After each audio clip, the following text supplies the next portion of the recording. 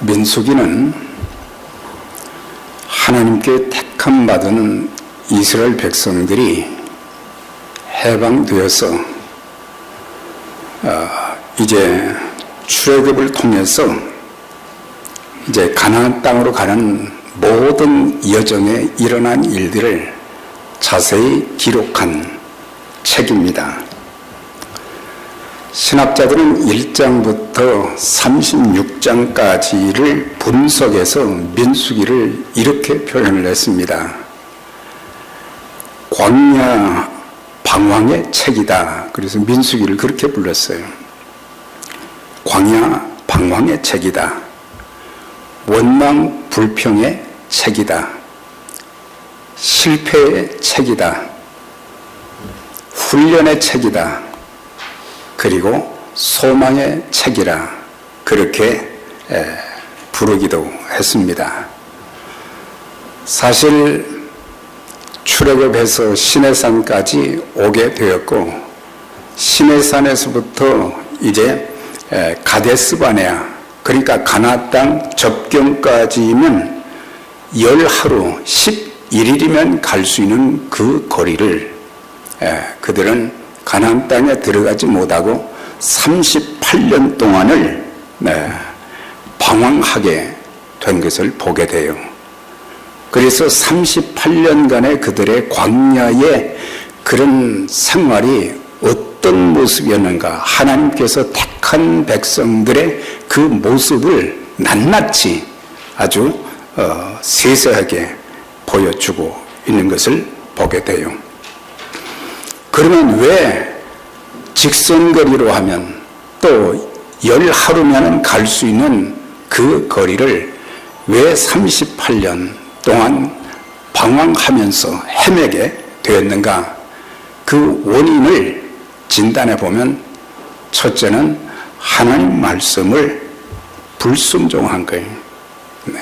불순종의 대가가 얼마나 크다고 하는 것을 성경의 여러 곳을 통해서 말씀하고 있지만은, 또 신명기 28장에도 보면은 순종하면 하나님께서 이런 복을 주시겠다, 순종하지 아니하면 이런 저주가 있겠다, 이런 것들을 통해서 하나님께서 택한 백성들이라고 하면 신앙생활의 초창기부터 시작해서 죽는 날까지 배워야 될 것이면 순종하는 훈련을 배워야 돼요. 네. 사람의 말도, 부모의 말도 잘 들어야 되지만 우리들이 하나님의 말씀을 듣지 않고 그 말씀에 순종하지 않는다는 것은 하나님께로부터 주어지는 모든 것들을 다 상실하는 그런 불행이 있는 거예요. 그래서 첫째는 순종이요, 둘째는 민수기서를 계속해서 보게 되면 원망 불평하는 내용이 사사건건 입에서 나오는 말들이 전부 원망하고 불평하는 거예요. 그래서 그 결과 어떻게 되었습니까? 애굽에서 나온 1세대들은 전부 다 광야에서 엎드러졌다, 죽었다 그랬어요. 그들은 하나님께서 예비하신 젖과 꿀이 흐르는 가나안 땅을 그냥 멀리서 쳐다는 보았지만 그들은 절대 들어갈 수 없고 갈렙과 여호수아만 들어가고 나머지 20세 이하만 들어갔다 그랬어요. 그런데 이제 출애굽 2세대를 광야 시대에 태어난 이 자녀들이 등장하는 게 31장에서 36장까지 보면 나오는데, 거기서부터 이제 소망의 빛이 비추어지기 시작하는 거예요. 1세대들은 2세대들에게 정말 본이 되어야 되는 것입니다. 본이 되어야 해요. 네. 1세들이 본이 되지 않고 2세들이 잘해주기를 바라는 것은 그거는 잘못된 것이죠. 1세들이 받은 사랑과 은총과 축복이 너무 크고 그렇기 때문에 이 세대에게 뭔가 간증할 수 있으면서 담대하게 살면서 그리고 아름다운 간증을 그리고 격려와 축복을 해주는 그런 1세대들이 되어져야 되는데 이제 이 세대들을 보면서 이제 약속의 땅에 들어가는 날들이 점점 가까워 오고 있는 그래서 소망의 책이다 그렇게 기록해 준 것을 볼 수가 있어요. 하나님께서는 늘 원망과 불평, 불순종하는 백성들 참 하나님의 사랑이 얼마나 놀라운가 하면 그렇게 원망하고 불평하고 대적하고 불순종하고 그래도 하나님은 끊임없이 그들을 사랑하시고 오래오래 참아주시면서 아브라함과 맺은 그 언약 그 땅을 너와 내 자손에게 주리라고 한 그 약속을 이행하시기 위해서 끝까지 참으시면서 그리고 오늘 민수기서에 천부 원망 불평 죽는 그런 내용들이 많은데 6장에 보면 하나님께서 모세에게 말씀을 하신 거예요. 너는 아론에게 이야기를 해서 내 백성들을 이렇게 축복을 하라. 그래서 민수기 전체를 읽으면서 이 내용이 아주 보석처럼 민수기서의 6장에 기록되어 있는 것을 볼 수가 있어요. 본문의 말씀과 신약의 고린도 후서를 이제 목사님들이 축도하는 시간에 사용을 많이 하죠. 전부 보면은 삼위 하나님께서 축복하시는 그런 내용들이 나오고 있는 것을 보게 돼요. 네. 그래서 우리가 생각할 때 교회 와서는 설교 시간이 제일 중요하구나. 그러고는 설교가 끝나면은 이제 어떤 분들은 나가시고 그런 분들이 계시고 그러는데 여러분들 바른 믿음의 생활을 하는 사람들은 축도까지 잘 기다려야 됩니다. 그 축복을 받아가지고 험한 세상에 나가서 성부 하나님의 축복, 성자 하나님 예수 그리스도의 은혜, 그리고 성령 하나님의 그 평안이 그들에게 참 주어져야 이 험한 세상을 이겨나가고 하나님께서 주신 그 귀한 사명을 감당할 수 있게 되는 것입니다. 네. 그래서 이 본문의 말씀을 제사장의 축복이라 그렇게 부르고 있습니다. 제사장이 하는 일은 하나님과 인간 사이의 중보적인 그 역할을 감당하는 직책을 가지고 있고 그리고 제사장은 하나님의 백성들을 위해서 늘 기도해주며 축복하는 일을 하는 자들이에요. 선지자를 보면은 죄에 대해서 책망을 참 많이 했지만 제사장들이 하는 일은 위로하고 격려하고 축복하고 기도해주는 그런 일들. 그래서 백성들이 아무리 잘못해도 제사장들은 책망보다는 눈물로 중보 기도하며 축복해주는 자들인 것입니다. 성도님들이 그 목회자에 대해서 알지 못하는 한 가지가 있는 것 같아요. 그건 뭐냐면 성도들이 잘못된 삶을 살거나 잘못된 길로 가거나 그럴 때에 아무 말을 하지 않으니까 그냥 그런가 보다 하지만 사실은 하나님, 제가 저 성도님을 바로 인도하지 못하고 가르치지 못해서 저렇게 되었습니다. 자기가 회개할 자인 것처럼 생각하고 하나님 앞에 기도한다는 것을 아셔야 되는데 그런 건 잘 모르시는 것 같아요. 목사 안수를 받게 되면 맨 먼저 이 순서를 맡는 게 뭔지 아세요? 네. 처음에 목사 안수를 딱 받고 나면은 그 다음에 이제 가운을 입혀주고 그런 다음에 순서를 맡기는데 축도 순서를 맡기는 거예요. 축도 순서를 맡긴다는 것은 축도는 성부 하나님, 성자 하나님 예수 그리스도 그리고 성령 하나님 이 성부 성자 성령의 이름으로 축복해 주는 거예요. 그래서 목사의 할 일은 뭐냐면 뭐 여러 가지 하지만은 가장 중요한 것은 성도들이 하나님의 그 삼위 하나님의 축복을 누리면서 살 수 있도록 기도해 주는 그 본분 그걸 잊지를 않는 거예요. 네.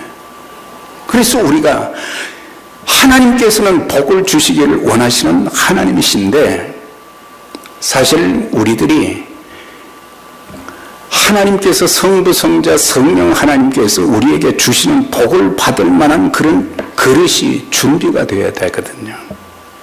네. 여러분들이 드리는 기도의 응답이나 또 삶 속에서 여러 가지 헌신하고 충성하고 그렇지만은 하나님께서 주시고자 하는 그것을 받을 수 있는 그릇으로 준비될 때에 하나님은 30배, 60배, 100배로 채워주시는 역사가 있게 되는 거예요. 네. 그걸 알아야 돼요. 그래서 내 그릇 탓을 해야지 다른 것 탓하면 안 돼요. 나 교회 오래 다녔는데도 왜 이렇지? 예? 나 열심히 봉사했는데도 왜 이러지? 그러지 마시고 하나님께서 이 본문을 보면요 그 백성들이 불순종하고 원망하고 불평하고 하나님을 대적해도 하나님의 마음이 어떠한가를 가르쳐주고 있는 거예요. 하나님의 사랑이 얼마나 크고 놀랍다는 것을 알려주고 있는 거예요. 하나님의 인내가 얼마나 놀랍다는 것을 오랫동안 불순종해도 별일이 없네. 예. 여러분 그런 착각을 가지면 안 되는 거예요. 모든 일에 하나님 앞에 바로 서지 못할 때마다 성령께서 깨우쳐 주시는 지혜와 감동이 있기를 바랍니다. 그래서 바로 서야 돼요. 제자리를 찾아야 돼요. 하나님의 자녀다운 하나님의 종다운 그런 자리를 자기 위치를 잘 지키면서 하나님과 늘 막힌 것이 없이 회개하고 소통이 되어지고 예. 그래서 제사장은 절대로 어느 누구도 저주하지 않고 기도하며 축복해 주는 자들인 것입니다. 시편 109편 17절에 보면 그가 저주하기를 좋아하더니 그것이 자기에게 임하고 축복하기를 기뻐하지 아니하더니 복이 그를 멀리 떠났으며 저주하기를 옷 입듯 하더니 저주가 물같이 그 몸속으로 들어가며 기름같이 그의 뼛속으로 들어갔나이다. 이 말씀을 통해서 우리가 축복하는 삶이 얼마나 귀한 것인가를 가르쳐주고 있어요. 저주하고 욕하고 그러면 그것이 자기에게로 되돌아온다고 하는 거예요. 네. 그래서 저와 여러분들 축복하기를 기뻐하는 손길들이 다 되시기를 바랍니다. 네. 매일매일 우리는 축복해주는 그런 삶을 살아야 되는 거예요. 네. 우리의 자녀들도 하나님의 축복을 받아야 되고 우리 사랑하는 성도들도 참 힘겹게 믿음을 지키면서 하나님의 귀한 사역을 감당하고 참 저런 분들이 계시기 때문에 교회가 든든하게 세워져 가고 있고 네. 우리는 계속해서 기도해 주어서 그분들이 실족하지 아니하도록 하나님의 은혜가 강물같이 그들의 삶에 넘치도록 우리는 다른 것보다 위로하고 격려하고 축복해 주는 그 삶이 될 때에 내가 다른 사람들을 그렇게 해주면 손해가 될 것 같지만 자신도 복을 받게 되어지고 또 그 사람들도 복을 받게 되어지고 그래서 저와 여러분들 우리가 환경이 어려울 때 우리의 마음을 다스리지 못할 때가 많아요. 우리의 언어를 잘 다스리지 못할 때가 많아요. 우리의 마음과 생각을 성령께서 늘 하루하루 순간순간 지켜주셔서 하나님의 사람의 아름다움이 표출되어지고 정말 그리스도의 향기가 놀랍게 풍겨지는 그런 삶을 살 수 있게 되시기를 주의 이름으로 축원합니다. 오늘 본문의 메시지를 크게 세 부분으로 나누어 이해할 수 있어요. 전부 보면은 여호와는 그렇게 되어 있는 것 같지만은 24절은 복의 근원이신 하나님을 믿는 자들을 보호하시는 성부 하나님의 사역을 묘사해 주고 있고 25절에서는 죄인들을 내버려 두지 아니하시고 대속과 구원의 은혜를 주시는 성자 하나님 예수 그리스도의 사역을 묘사해 주고 있습니다. 26절에는 예수 그리스도를 믿는 자들에게 평강을 주시는 성령 하나님의 사역을 여기서 묘사해 주고 있습니다. 자, 그런데 오늘 이 본문의 말씀을 통해서 더 많은 것들을 우리에게 알려주시는 메시지가 있어요. 24절에서 26절 앞부분에 보면 여호와는 세 번이나 나오는 것을 볼 수가 있죠. 이 의미는 모든 복은 하나님께서만 주시는 것이다 라고 하는 것을 말씀해 주고 있어요. 세상이 주는 게 아니에요. 하늘과 땅의 모든 권세를 가지신 그분만이 그분의 백성들에게 복을 주시는 분이에요. 명절이 되면 막 제사상 차리고 뭐 최고로 좋은 거 갖다가 차려놓고 절하고 뭐 그러지만 여러분들 우리는 하나님을 찾아야 되고 하나님을 붙들어야 되고 하나님만 섬길 수 있어야 되는 거예요.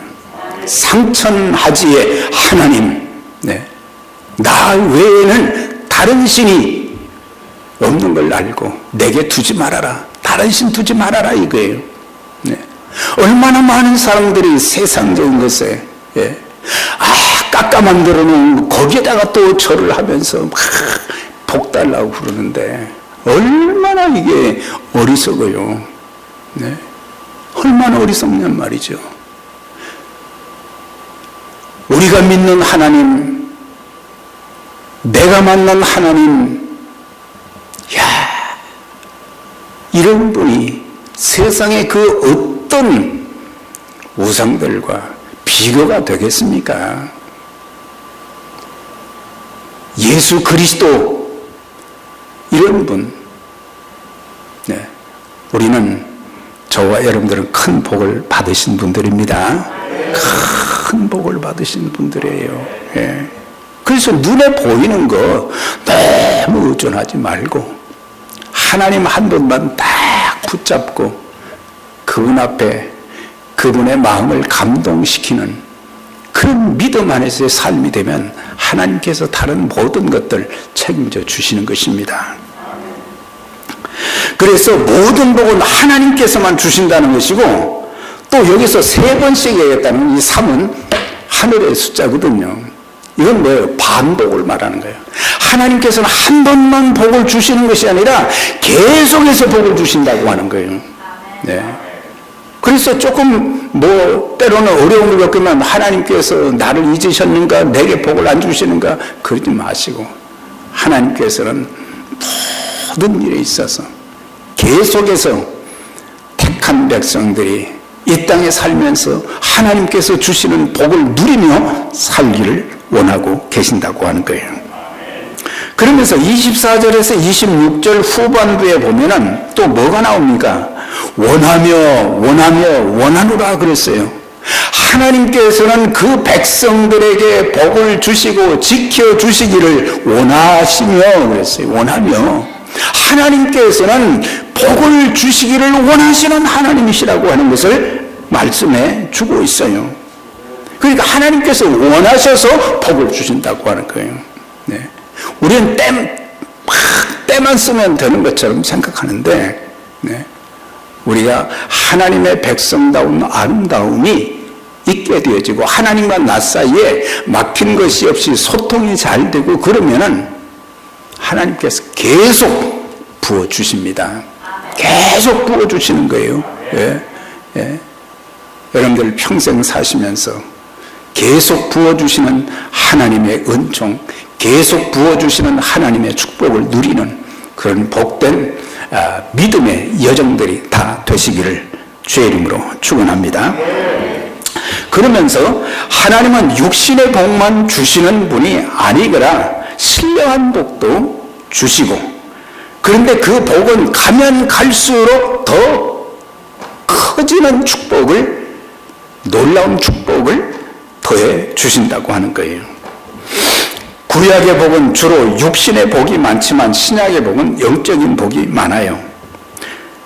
그런데 사람들이 이 구약의 복을 구하게 되면은 뭐라고 얘기하냐면 기복신앙이다 그러는데, 그건 기복신앙이 아니에요. 기복신앙은 하나님도 아닌 우상에게 복을 달라고 하는 거예요. 그 기복신앙이에요.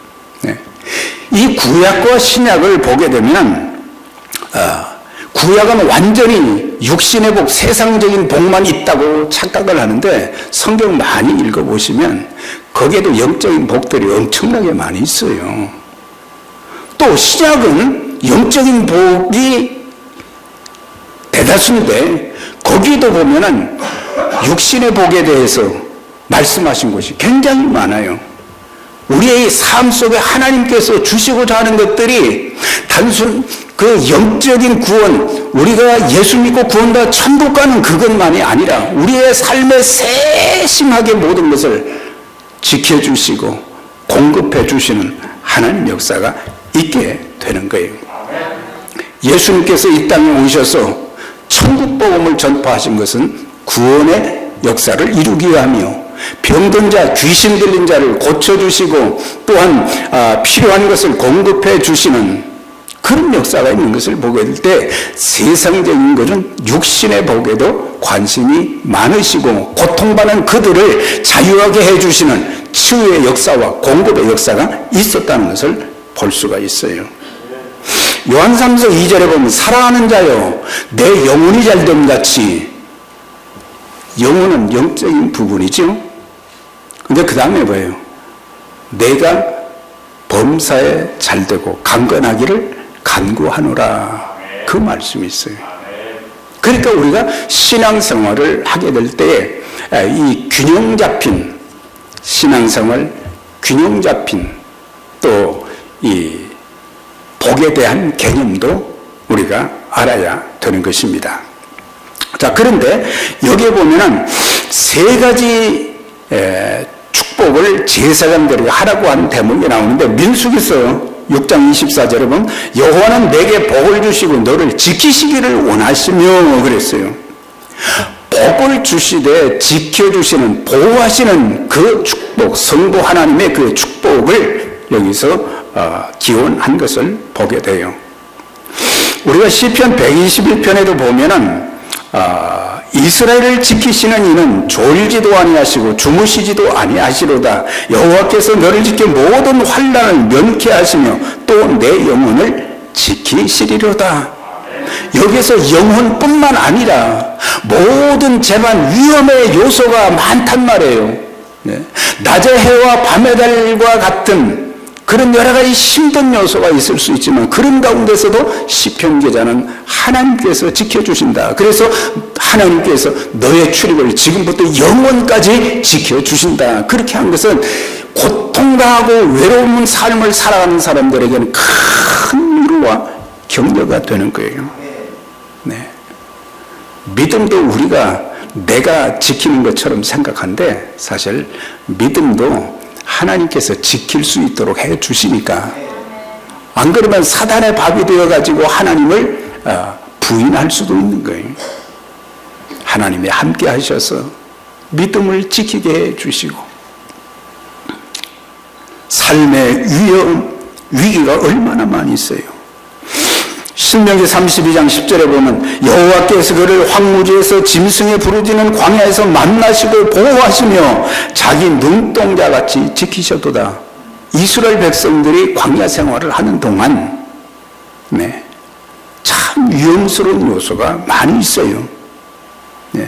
황무지에서 아무런 도움을 얻을 수 없는 그 황무지 같은 곳에서 짐승들의 부르짖는 소리가 들리고, 그런데 거기에서도 여기 보면 여호와 하나님께서 자기 눈동자처럼 지키셨다. 자기 눈동자. 이건 겪어본 사람들만, 체험한 사람들만 알 수 있어요. 눈이 얼마나 소중합니까, 우리 몸에서. 그런데 하나님께서 자기 눈동자처럼 그렇게 세심하게 그의 택한 백성들을 보호해 주시는, 지켜주시는 은혜가 있다고 하는 것을 말해주고 있어요. 이거는 세심한 하나님의 손길로 지켜주신다. 그 순간 붙잡아 주지 아니었으면, 그 순간 지켜주지 아니하셨으면 내 인생이 이제 끝나게 되는 거예요. 그런데 하나님께서 딱 막아주시고 보호해 주시고, 그래서 시편 기자들은 산성과 바위가 되신, 나의 방패가 되신 하나님이라고 했어요. 하나님이 악한 마귀는 불화살을 계속 쏘아야 되는데 하나님께서 방패가 되셔서 막아주시고, 참 그런 은혜가 있었기 때문에 오늘 내가 있게 되는 것이고, 하나님께서 그렇게 보호해 주시면서 하나님의 사랑을 깨닫게 하시고, 그리고 하나님과의 바른 관계를 누리면서 또 하나님의 뜻을 이루어드리는 도구로 살아가기를 원하시는 하나님의 뜻이 계신 거예요. 요한복음 17장에 보면은 이제 14장, 15장, 16장은 다락방 강화라 그래서 다락방 설교를 예수님께서 십자가 지시기 전에 계속 이제 하신 내용이 나오고, 그런 다음에 성령이 오실 것을 이제 쭉 말씀하시는 내용이 나오는데, 17장에서는 이제 그 제자들의 설교를 마친 후에 제자들을 위해서 기도하는 대목이 나옵니다. 첫 번째 기도 제목이 하나님 하나 되게 해주세요. 하나 되게 해주세요. 제자들이 자꾸 자기들이 높아지려고 말이죠. 누가 크냐 막 서로 다투고 있단 말이에요. 하나님, 이제 나를 대신해서 저들이 하나님께서 맡겨주신 사역을 감당해야 되는데 하나가 되지 않고는 안 됩니다. 아버지와 제가 하나 된 것처럼 하나님 하나 되게 해주세요. 이 기도 많이 해야 돼요. 우리 가정이 하나 되게 해주세요. 우리 교회가 하나 되게 해주세요. 교회가 하나 되는 것이 참 쉽지 않아요. 성령의 인도하심을 받으면 하나 됩니다. 내가 자꾸 나서면 안 되는 거예요. 그러면서 두 번째는 진리로 거룩하게 하옵소서. 진리가 예수 그리스도신데 그 진리, 그리고 진리의 말씀을 꼭 붙잡게 해주셔서 저들의 삶이 세상 가운데서 정말 소금과 빛의 역할을 바라면서 거룩한 하나님의 자녀들답게, 백성들답게 살게 해주세요. 그 다음 보면요, 세 번째는 악에 빠지지 않도록 지켜주옵소서. 여기도 지켜주옵소서. 왜 이런 기도를 하셨느냐? 이들을 지켜주셔야 복음 사역을 더 활발하게 할 수 있기 때문에 하나님 저들을 지켜주시옵소서. 악한 사단의 역사도, 귀신들의 역사도, 인간적인 여러 가지 어려움과 고통과 힘든 것이 있는데 그런 가운데서 지켜주셔서 복음의 사역을 잘 감당할 수 있도록 하나님 도와주세요. 하나님께서 우리를 지켜주시면 우리는 두려울 것이 없습니다. 목숨 걸고 우상에게 절하지 않고 나는 하나님만 섬기겠다는 다니엘의 세 친구를 보면 그들이 뭐라고 얘기했어요? 절하라, 절 한 번만 하면 된다. 왕이 그랬죠. 우리는 결코 그럴 수 없습니다. 우리가 풀무불 속에 들어가도 하나님께서 우리를 건져내 주실 것이요, 그리 아니하실지라도 저희들은 절대 우상에게 절하지 않겠습니다.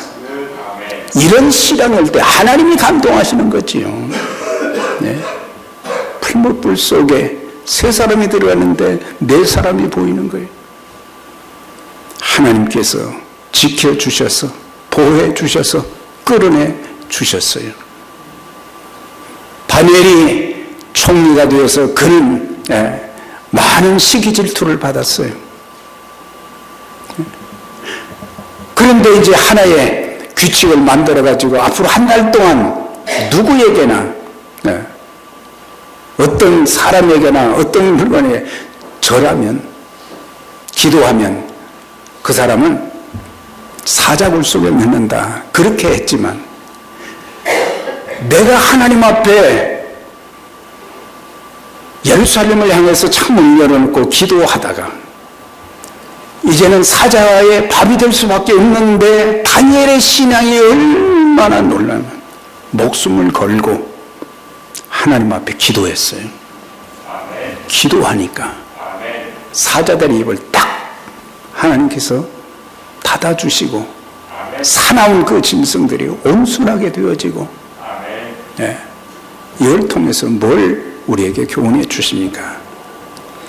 바른 신앙으로 살면 하나님 지켜주신다고 하는 것을 가르쳐주고 있어요. 건강도, 명예도, 지위도, 물질도, 인기도, 가정도, 자녀들도, 직장도, 사업도 다 지켜주셔야 됩니다. 하나님께서. 성도는 하늘의 복, 곧 구원이 첫째 복이지만 땅의 복도 필요한 거예요. 그런데 목적이 문제죠. 복을 받아서 뭐 할 거냐 이거죠. 중요한 것은 하나님 복 주시옵소서, 복 주시기를 원하시는 하나님이지만 하나님께서 축복해 주신다면 이렇게 하나님 잘 섬기겠습니다, 하나님 나라를 위해서 쓰임받도록 할 것입니다. 목적이 어디 있느냐? 마태복음 6장 33절에 너희는 먼저 그의 나라와 그의 의를 구하라, 그리하면 이 모든 것을 너희에게 주시리라. 이건 뭘 가르쳐 주고 있습니까? 중요성의 문제, 우선순위의 문제를 말씀한 거예요. 그러니까 첫 번째 기도는 하나님께서 주신 일, 이런 것들이 우선이 되어야 되고, 그리고 그 책임을 잘 감당하는 자들에게 이 모든 것을 너희에게 더하여 주시겠다 약속을 하신 거예요.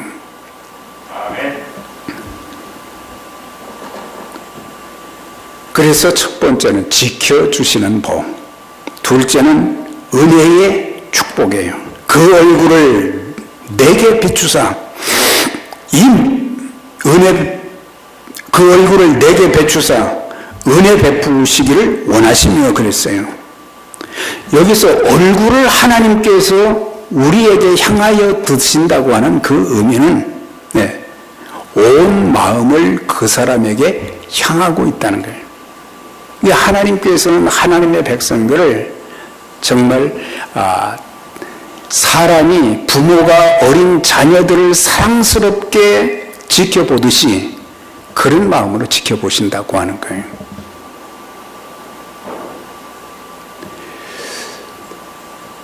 손녀들이 잠을 잘 때 이렇게 보면요, 참 예뻐요. 그걸 보면서 예쁘다, 그걸로 끝나는 게 아니라 앞으로 자라서 믿음 생활도 저렇게 예쁘게 해 주시고, 그리고 앞으로의 삶 전체가 저렇게 아름다운 모습으로 살아가는 이 자녀들, 되게 해 주세요. 그렇게 기도를 많이 해요. 그런 것처럼 하나님께서 우리를 보신다는 것은 정말 사랑스러운 그런 모습으로 지켜보시면서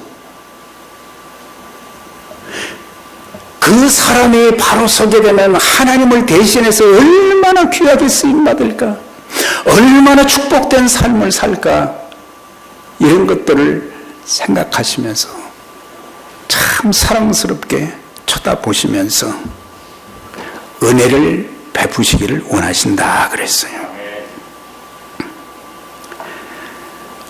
예수 그리스도를 통해서 주신 그 은혜가 너무 크지요. 구원의 은혜죠. 너희가 그 은혜를 인하여 믿음으로 말미암아 구원을 얻었나니 이것이 너희에게서 난 것이 아니요 하나님의 선물이라 그랬어요. 이 구원의 선물, 예수 그리스도를 통해서 주신 최고의 이 축복 말이죠. 네. 내가 구원받았다는 자체가 얼마나, 우리는 그냥 구원받았구나 그게 아니라 진실된 마음으로, 간절한 마음으로 하나님께 기도하면서 하나님의 말씀을 붙잡고 그것을 깨닫고 예수 그리스도를 영접했을 때 그 감격이라는 것은 세상의 그 어떤 것과도 바꿀 수 없는 기쁨과 은혜가 있었어요. 그런데 신앙생활을 오래 하면서 그 감격을 다 잊어버리고 사는 종교인이 될 때가 얼마나 많습니까? 종교인이 될 때가 많아요. 그 감격이 있으면 정말 하나님 앞에 바른 신앙, 바른 삶을 살려고 몸부림치고 씨름을 하게 되는 거예요. 그리고 너무 감사해서 원망 불평이 아니라 감사가 반복되어지는, 감사가 여러분들에게 30배, 60배, 100배로 넘쳐나시기를 바랍니다.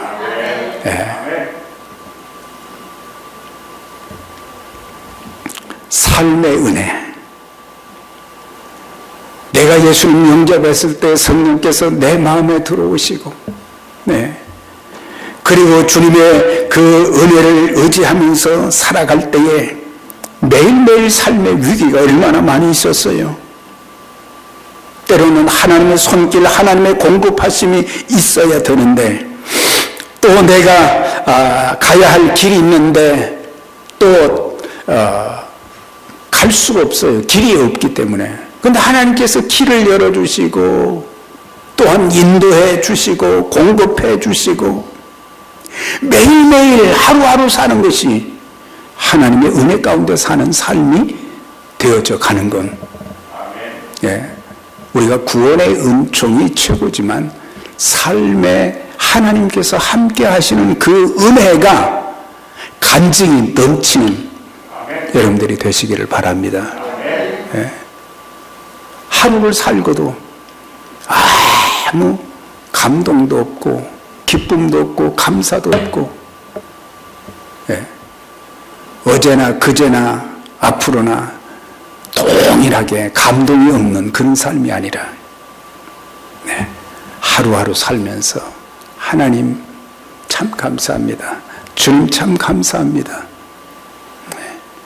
지금까지 지내온 것 주의 크신 은혜라. 한이 없는 주의 사랑 어찌 이루 말하랴. 자나깨나 주의 손이 항상 살펴주시고 모든 일을 주 안에서 아름답게 인도해 주시는 하나님의 은혜.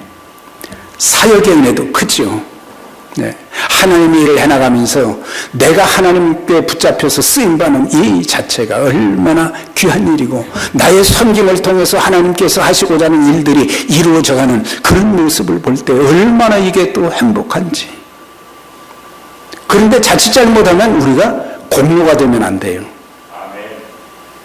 여러분들 교회 섬기면서 이거는 하나님의 은혜를 보답하는 마땅한 도리지 공로는 아니에요. 예수님 하나님께서 우리에게 건강을 주셨고 지혜와 지식을 주셨고 은사를 주셨고 물질을 주셨고 직분을 주셨고 다 하나님 주신 것 가지고 한 거거든요. 근데 이게 공로 의식을 가지면 안 되는 거예요.